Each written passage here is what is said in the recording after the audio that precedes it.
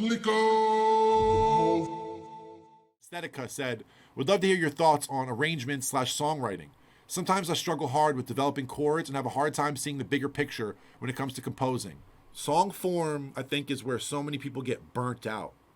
I think arrangement is what burns out more people than bad sounds or bad ideas. Is there anybody in here who ever makes a loop or makes the start to an idea and you really, really like it, and then the more time that goes by, it starts to just feel boring, or it feels not worth it, or you feel like you don't have enough of an idea to last for 3 minutes, and then it went from something you were really feeling at the start to this isn't worth it, and then you either just close it or you delete it.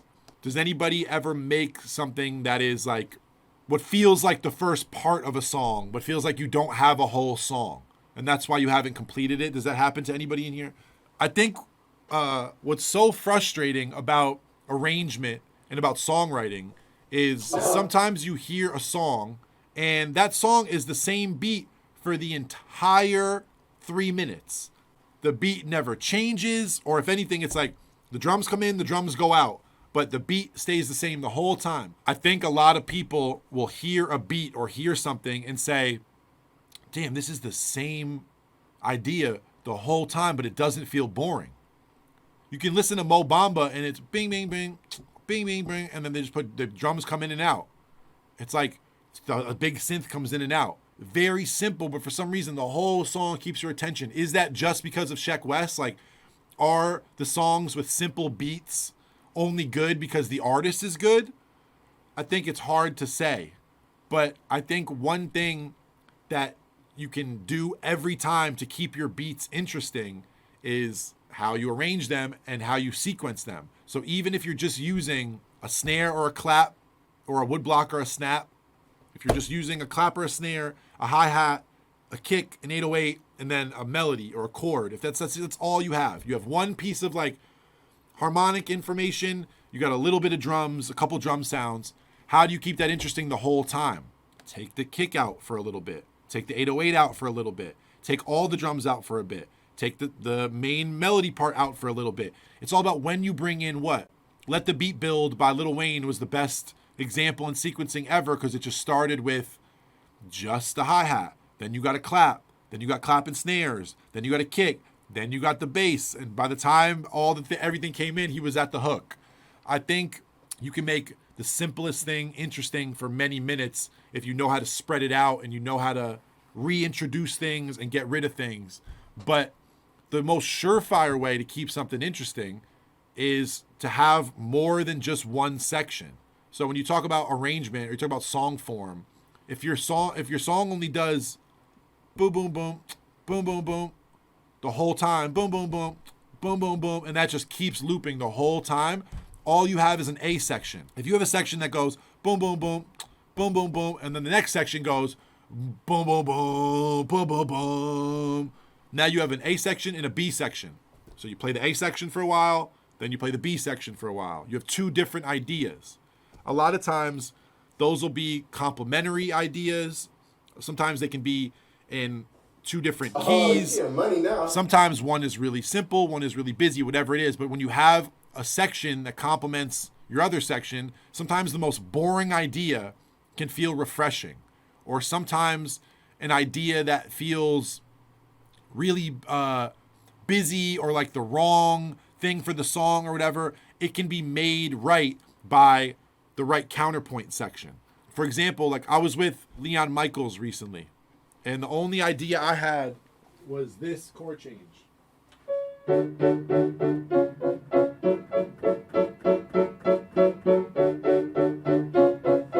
Oh, you getting money now. So I kept playing that chord change over and over. Once in a while I would play a little turnaround, but I just kept playing this.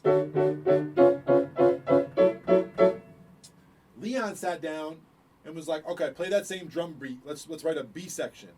And Leon said, there was a bass line with it.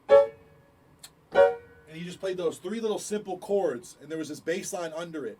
And all of a sudden, that part felt like this kind of like breakdown, funky thing.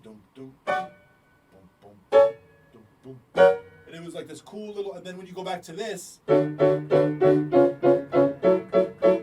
those chords feel so good because there's a section that feels like kind of sad and scary, and it's a little more simple and it's a little like more loose. And then whenever my section comes in, it's very full and it feels happy and it feels soulful and da-da-da. And it's like the right B section can make your A section better.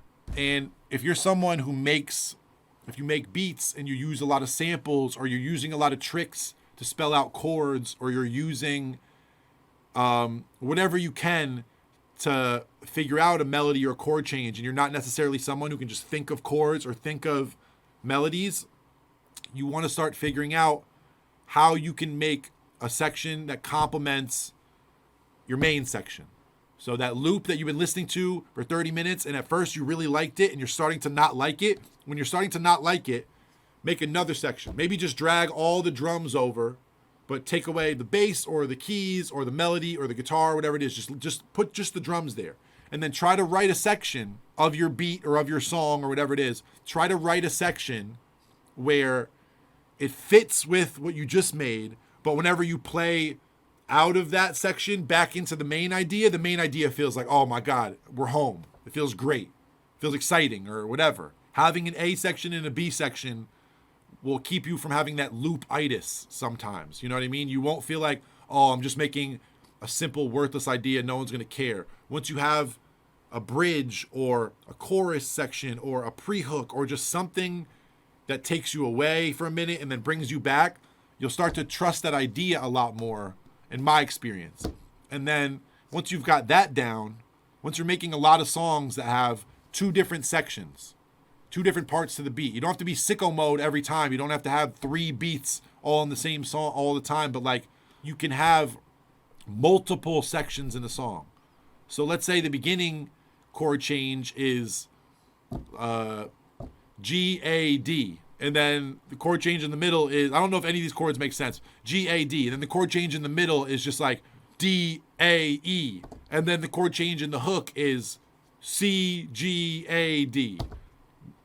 That might sound like, but what I'm saying is there's 3 different chord sections. So you have a chord section you play in the verse, then there's a pre-hook that go to different chords, and then in the hook, you go to some other chords.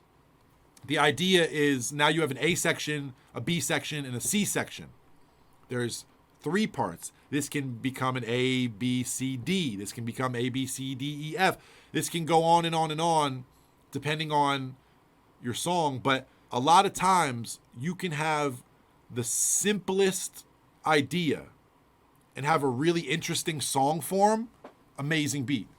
You can have the most boring song form and arrangement ever, but have a really, really, really cool instrumental. Doesn't matter. It might be a loop for the whole song and be good.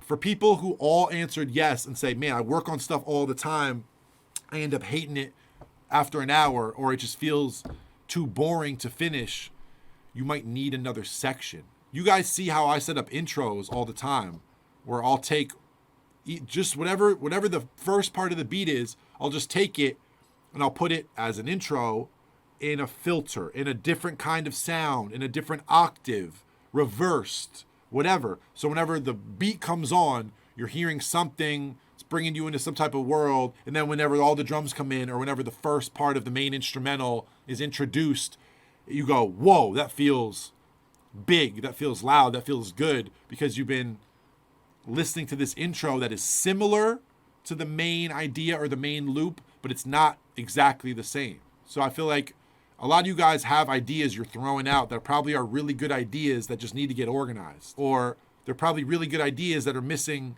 one other little idea to point out what it is that you're doing.